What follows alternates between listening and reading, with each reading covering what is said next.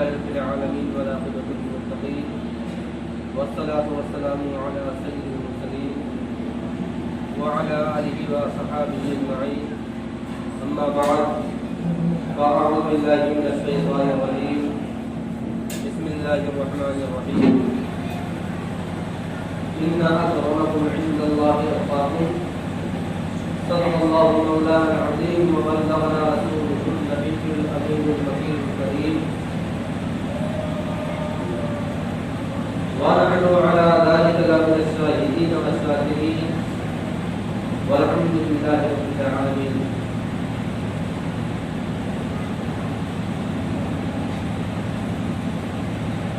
محترم سامعین، کچھ گفتگو سنی سے پہلے آئیے اپنے آقائے نامدار مدینے کے تاجدار نبی آخر الزمان محمد عربی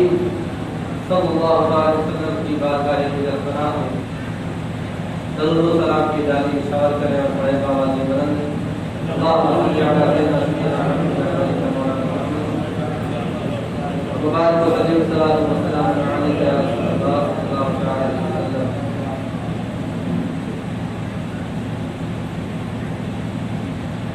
اس آیت مقدسہ کی تلاوت کا لفظ حاصل کیا. اللہ رب العزت ارشاد فرماتا ہے ان اکرمکم عند اللہ اتقاکم. بے شک تم میں سب سے زیادہ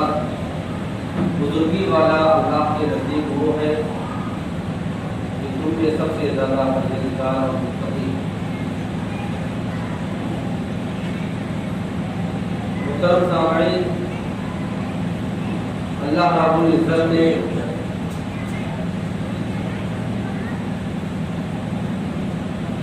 دنیا چلانے کا نظام اور لوگوں کے درمیان اتفاق اور اتحاد رکھنے کے لیے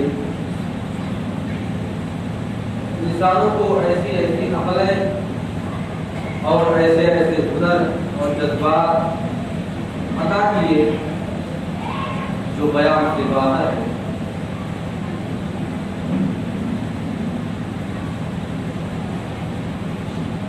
ہر صوبے اور ہر دیش کو چلانے کے لیے ایک بادشاہ کی ضرورت پڑتی ہے، لیکن اس کا انتخاب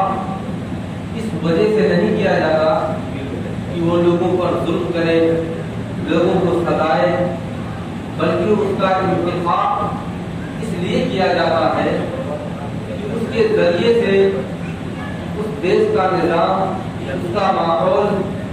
صاف ستھرا ہے اور بہترین طریقے سے اور باوقارانہ طریقے سے چلتا رہے. محترم سامعین، انہیں تمام حکمرانوں میں اسلام کے ایک ایسے حکمران جنہیں خلیفہ دو حضرت سیدنا عمر فاروق رضی اللہ تعالیٰ عنہ کے نام سے جانا جاتا ہے.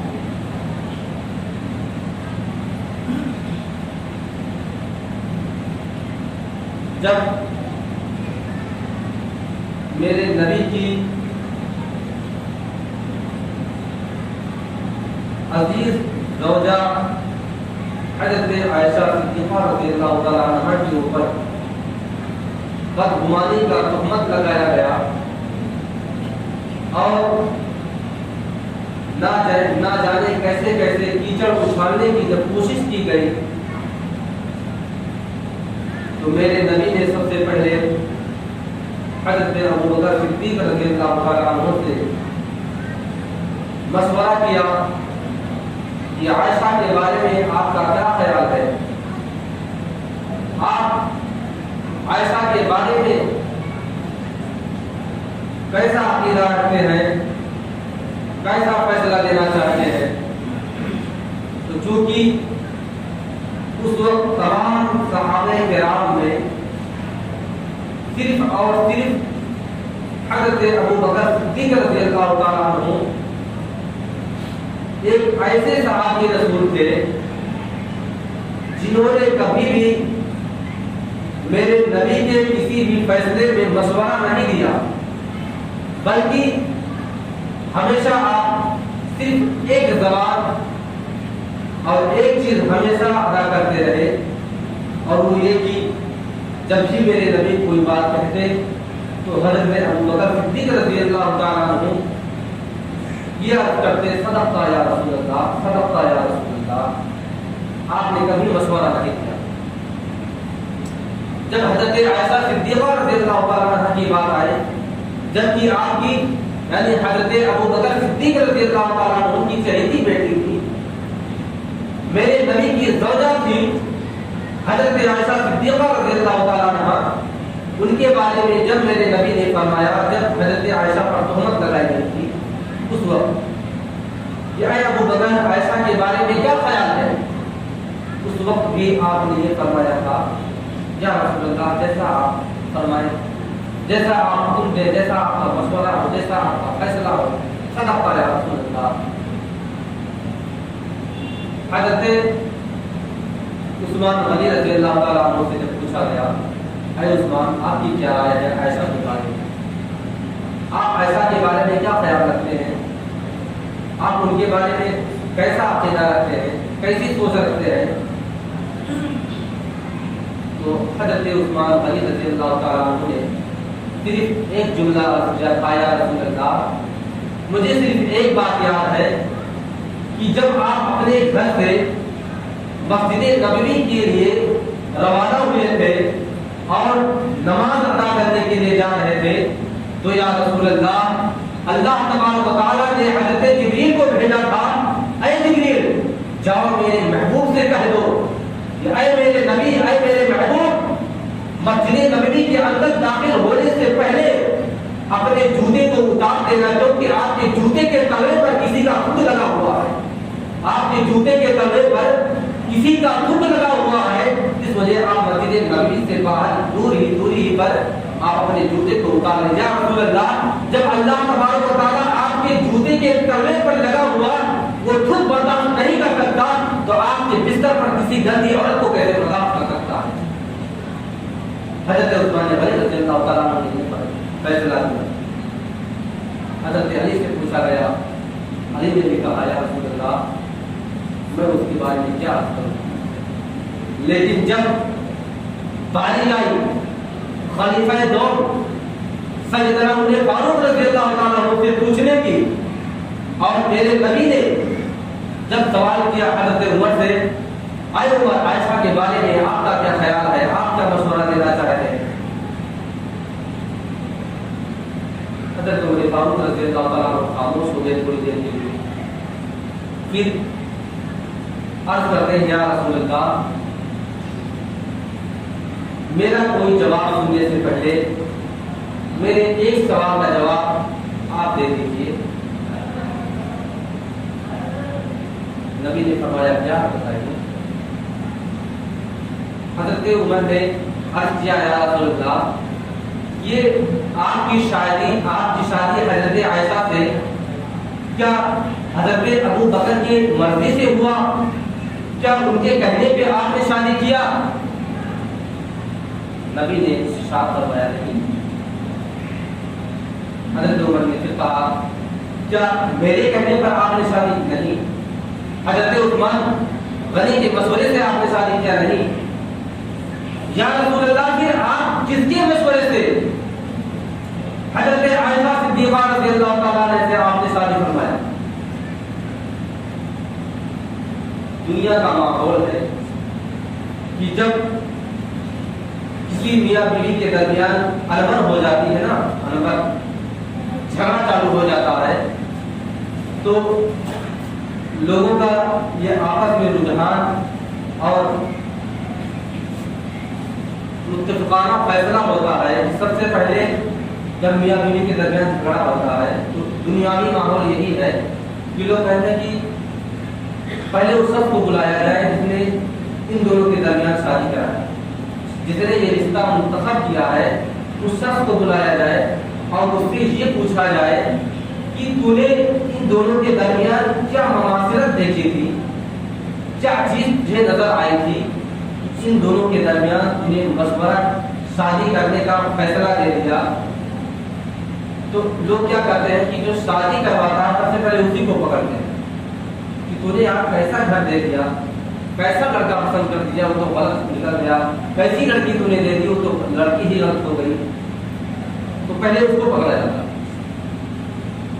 حضرت عمر فاروق رضی اللہ تعالیٰ عنہ نے جب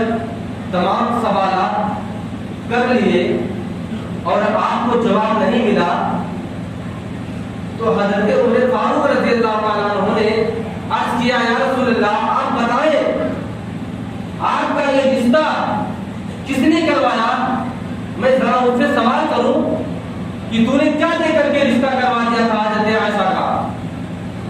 تو نے ان کے اندر کیا خوبی دیکھی تھی، میں اس سے سوال کرنا چاہتا ہوں، ان سے پوچھنا چاہتا ہوں۔ میرے آقا نے ارشاد فرمایا، اے عمر کسی انسان نے نہیں، کسی بشر نے نہیں رشتہ کروایا تھا، بلکہ یہ رشتہ کروانے والا تو اللہ رب العزت ہے۔ حضرت عمر فوراً جلال میں آ گئے، اپنے میان سے تلوار کو باہر نکال لیا، کہا یا رسول اللہ پھر جب یہ رشتہ اللہ رب العزت کرانے والا ہے تو بھلا جس نے پوری خالق کائنات کو تخلیق میں لایا اور میرا رب اتنا بھولا نہیں جو ایسے رشتے کروا دے جس کے اوپر تہمت لگائی جائے۔ حضرت عمر فاروق رضی اللہ تعالیٰ عنہ نے تلوار کو سونچ لیا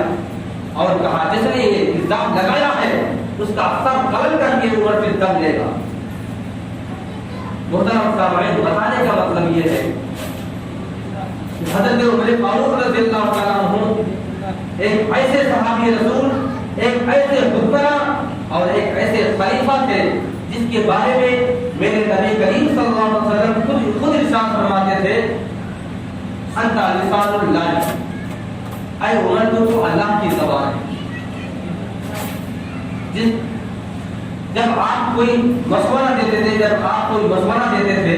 تو اس مشورے کے بارے میں اللہ تبارک و تعالیٰ کوئی نہ کوئی آیت نازل فرما دیتا۔ یقیناً جو عمر نے مشورہ دیا وہی مشورہ درست اور صحیح ہوتا ہے۔ پچھلے جمعہ میں نے بھی بیان کیا تھا کہ حضرت عمر فاروق رضی اللہ تعالیٰ عنہ جب خلافت کی منصب پر فائز تھے اور آپ کی حکمرانی آج دنیا پر تھی تو آپ کھلی جتھیاں لگایا کرتے تھے اور مکے کی سرزمین سے مسجد الحرام کی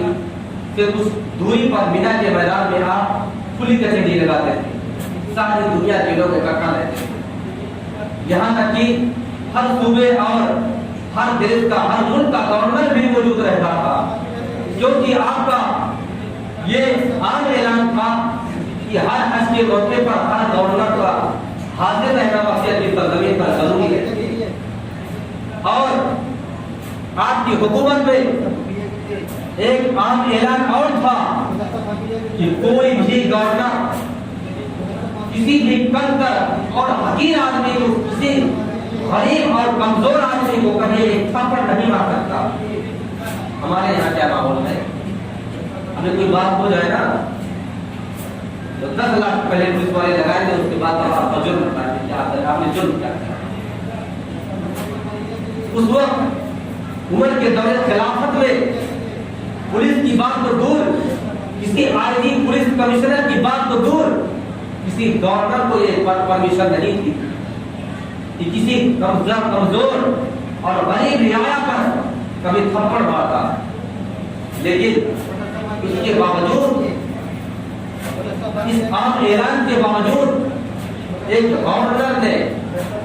ایسی غلط حرکت کر بیٹھی اور ایک غریب کے آدمی کے پیٹھ پر گرے مار دیے۔ وہ آدمی، غریب آدمی انتظار کر رہا تھا کہ کب حج کا موقع آئے گا اور حضرت عمر کی کھلی کچہری رہتی ہے اور میں اپنی شکایت حضرت عمر فاروق رضی اللہ تعالیٰ عنہ کے مابین رکھ دوں گا۔ آج ہمارا کیا حال ہے حکمراں کی بات تو دور، کسی اپنی MLA سے ملنے کے لیے ہمیں 10 کی ٹھوکریں کھانا پڑتا ہے۔ گورنر کی بات تو دور، ایک مکھ منتری سے ملنے کے لیے اگر ہم لاکھ اور سینکڑوں کوشش کر لیں تو مل نہیں پاتے، ملاقات نہیں کر پاتے۔ حضرت عمر کا خلافت تھا، ان کی حکومت تھی، ان کی سلطنت تھی، چاہے جب رات کے 24 گھنٹے میں کسی وقت بھی کوئی بھی حضرت عمر سے بھی مل سکتا تھا، کوئی شخص بھی کسی گورنر سے بھی ملاقات کر سکتا تھا۔ بہرحال وقت چونکہ کم ہے تو حضرت عمر کی بارگاہ میں جب کھلی کچہری لگی اور تمام گورنر موجود تھے تو وہ شخص جس کو ایک گورنر نے درے مارے تھے وہ شخص کھڑا ہو گیا، اور جب حضرت عمر فاروق رضی اللہ تعالیٰ عنہ نے تمام لوگوں کی شکایتیں سننی شروع کی، وہ شخص بھی کھڑا ہو گیا اور کہا کہ حضور فلاں گورنر نے مجھے اتنے درے مارے ہیں۔ حضرت عمر فاروق رضی اللہ تعالیٰ عنہ نے گورنر کو طلب کیا اور بھرے مجمع میں جہاں سارے عالم ایک غریب سے لے کر کے امیر تک، ایک جھوپڑی میں رہنے والے سے لے کر کے کسی بلڈنگ میں رہنے والے تک کا آدمی اس بنا کی سرزمین پر موجود رہتا تھا، کم سے کم سب سے کم تر آدمی، سب سے نیچ آدمی بھی موجود رہتا تھا، اور سب سے اونچا اور سب سے اعلی مرتبے والا آدمی بھی اس میدان میں موجود رہتا تھا۔ اور ایسے میدان میں حضرت عمر فاروق رضی اللہ تعالیٰ عنہ ایک مکھ منتری، پردھان منتری کو کھڑا کر دیتے تھے، یعنی گورنر کو کھڑا کر دیتے تھے اور کہتے تھے تو نے ایسی غلطی کی ہے، تو نے اس کو درے مارے ہیں۔ وہ شخص جو گورنر تھا جس نے درے مارے تھے، سر سے اور دیر کے مارے اس پر لرزہ طاری ہو جاتا ہے اور اس کا سر نیچے جھک جاتا ہے۔ اتنے میں حضرت عمر بن عاص رضی اللہ تعالیٰ عنہ کھڑے ہوتے ہیں اور کہتے ہیں حضور اسے جانے دیں، اسے معاف کر دیں، اس غریب آدمی سے کہہ دیں کہ ان کی غلطی کو معاف کر دے، ان کی عزت کم ہو جائے گی، ان کی عزت ختم ہو جائے گی اگر یہ کوئی غریب آدمی اس گورنر کو دھونے مار دے گا تو اس کی عزت ختم ہو جائے گی۔ حضرت عمر فاروق رضی اللہ تعالیٰ عنہ فوراً جلال میں آ گئے اور کہا اے عمر بن عاص، جب اس گورنر نے اس غریب کو دھونے مارے تھے تو کیا اس کو شرم نہیں آئی تھی؟ کیا اس نے شرم اور بے عزتی برداشت نہیں کی تھی؟ یقیناً اس غریب آدمی نے بھی اپنی بے عزتی برداشت کی ہوگی، تبھی اس نے آج شکایت کی ہے۔ فوراً اس غریب آدمی کے ہاتھ میں حضرت عمر فاروق رضی اللہ تعالیٰ عنہ درہ تھما دیتے ہیں اور کہتے ہیں مار اس کی ننگی پیٹھ پر، اگر اس نے تیری ننگی پیٹھ پر درے مارے ہیں تو اس کا کپڑا اتروا کر اس کے ننگی پیٹھ پر درے مار، اور اتنے درے مار جتنے درے تیری پیٹھ پر اس گورنر نے مارے۔ حضرت عمر فاروق رضی اللہ تعالیٰ عنہ کی ایسی حکومت اور ایسی بادشاہت تھی، بڑے سے بڑا آدمی کی آپ کے نام سے آپ اس پر لرزہ طاری ہو جاتا تھا۔ اللہ تبارک و تعالیٰ کی بارگاہ میں دعا ہے کہ اللہ تبارک و تعالیٰ ہم تمام مسلمانوں کو ایک ایسا حکمراں اور ہمارے درمیان حضرت عمر فاروق رضی اللہ تعالیٰ عنہ جیسا حکمراں عطا فرمائے، اور اللہ تبارک و تعالیٰ ہم تمام مسلمانوں کو نمازوں کی پابندی کرنے کی توفیق عطا فرمائے۔ وآخر دعوانا الحمد للہ رب العالمین۔